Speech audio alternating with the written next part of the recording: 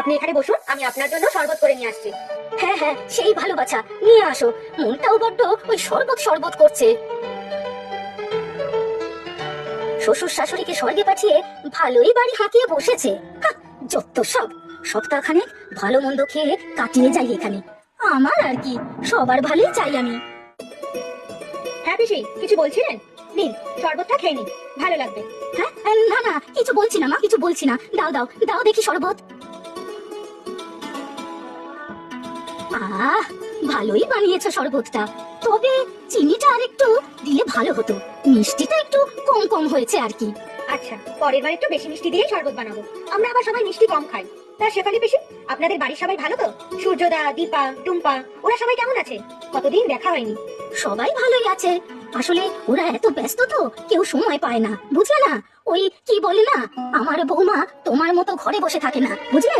একা হাতে ঘরে বাইরে সব সামলায়। হ্যাঁ জানি, দীপা আমাদের ভারী লক্ষ্মী। আমাদের দিয়া তো দীপাকে খুব ভালোবাসে। হ্যাঁ ভালো। তা তোমাকে তো আর বাইরে যেতে হয় না কাজের জন্য, আমাদের বাড়িতে তো যেতে পারো, একটু খোঁজ খবর তো নিতে পারো নাকি?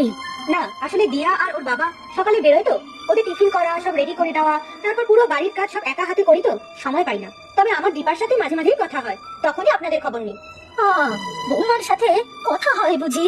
ভালো ভালো, আমার আর কি, সবার ভালোই চাই আমি। শোন না অভি, কাল একবার আমার সাথে বই পাড়ায় যাবি? বই পাড়ায়? কেন? আরে কলেজের প্রফেসর দুটো বইয়ের কথা বলেছিলেন, ভাবছি কাল কিনে নি। যাবি নাকি তুই বল? মহারানী হুকুম করেছেন, আর আমি তার নাম এনে থাকতে পারি? চল, তোর দৌলতে যদি বইয়ের মুখ দেখতে পারি। বই পাড়া যাচ্ছে শুনলে আমার বাবা তো অবাক হয়ে যাবে রে দিয়া। দূর, তোর এই বাজে বকা বন্ধ কর তো। তাহলে কাল আমরা যাচ্ছি। জো হুকুম আকা। কই গো শর্মা, ও শর্মা। হ্যাঁ পিসি, বলুন, কিছু লাগবে? না বাছা, কিচ্ছু লাগবে না। বলছি বেলা গড়িয়ে বিকেল হতে চললো, তোমার মেয়ের তো পাত্তাও নেই গো। না, আসলে কলেজ থেকে একেবারে টিউশন পড়ে বাড়িতে ফিরবে আজ, তাই একটু দেরি হবে। তোমাদের বাপু বড্ড বেশি বাড়াবাড়ি। অত পড়াশোনা করে কি হবে শুনি? সেই তো ঘুরে ফিরে বিয়ে করে হেসেল খেলতে হবে।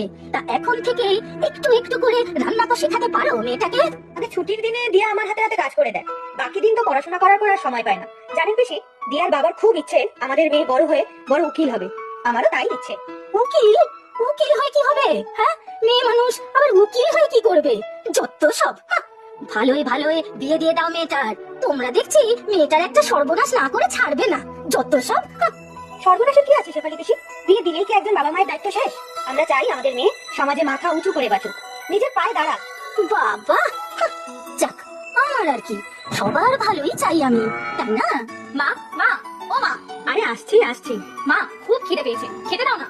সব রেডি আছে, হাত মুখ ধুয়ে আয়, আমি খাবার বাড়ছি। হ্যাঁ যাচ্ছি।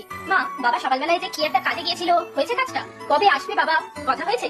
কাজ হয়েছে কিনা বলতে পারবো না, তবে বললো 2-3 দিন হয়ে যাবে ফিরতে ফিরতে। এখন কোনো একটা বন্ধুর বাড়ি আছে, ওখানেই থাকবে 2-3 দিন। যা রে শোনা, খেয়ে নে, রাত হয়ে গেছে, খাওয়া দাওয়ার পর সব কথা শুনবি। যাচ্ছি যাচ্ছি, খেয়ে দে মা, আজকে তোমার সাথে অনেক অনেক গল্প করবো, বুঝলে? বুঝলাম, যা যা তাড়াতাড়ি যা, পাগল মেয়ে আমার। মা, কাল একটু বই পাড়ায় যাবো অভির সাথে, দুটো বই কেনার আছে। কাল বেরোবি? আচ্ছা ঠিক আছে। কি হলো মা, তোমার আবার কি হলো?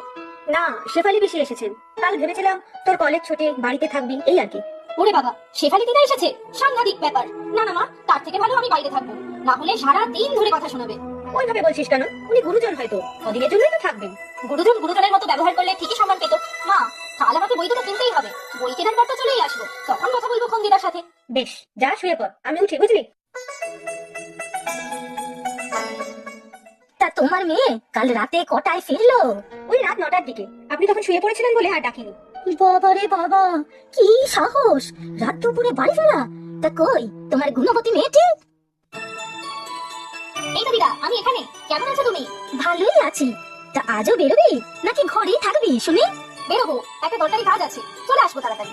আচ্ছা শর্মা, মেয়েটার তো একটু খেয়াল রাখতে পারো, গায়ের রং তো চাপা হয়েছে, রূপচর্চাও তো করাতে পারো, পরে তো বিয়ে দিতে সমস্যা হবে। কেন দিদা, আমার এই গায়ের রং নিয়ে তোমার কি অসুবিধা?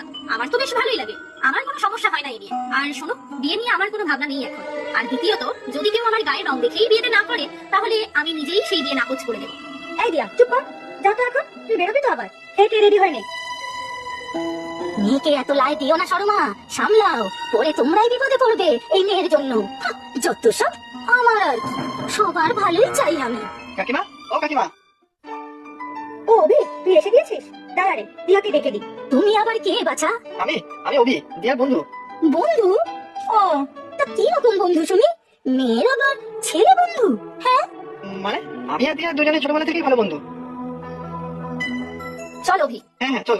বাপরে, আসছি কাকিমা। সাবধানে যাস তোরা।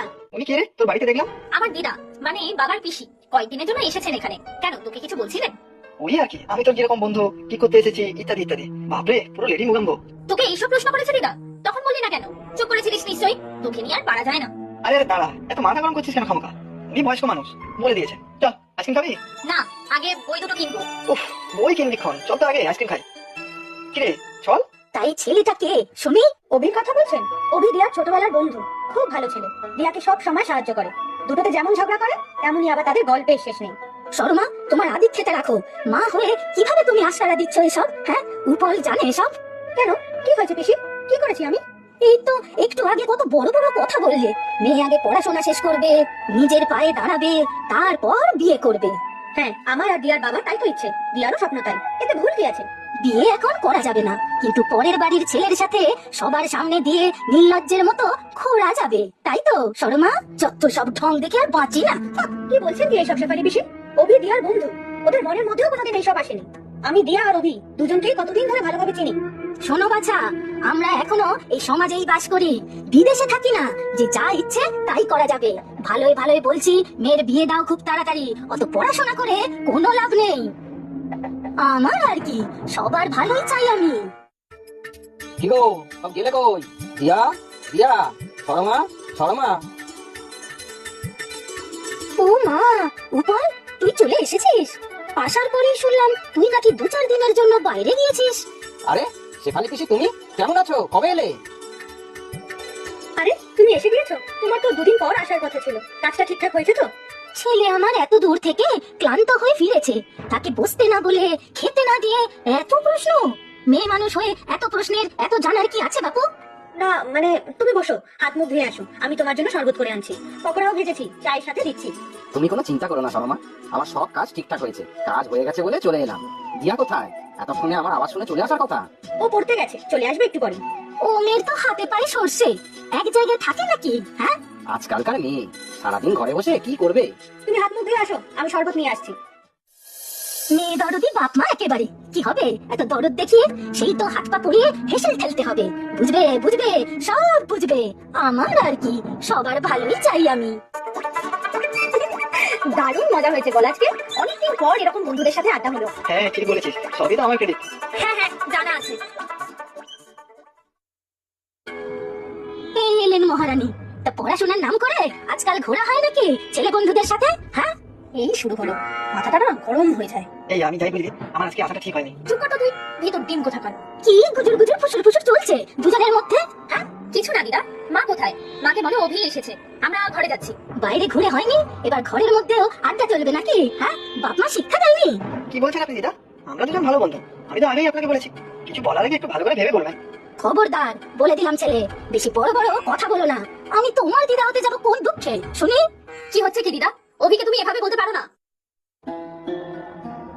কি হয়েছে দিয়া, এরকম চিৎকার করছিস কেন? অভি, তুমি এখানে? কি হয়েছে দিয়া? বাবা তুমি এসে গিয়েছো?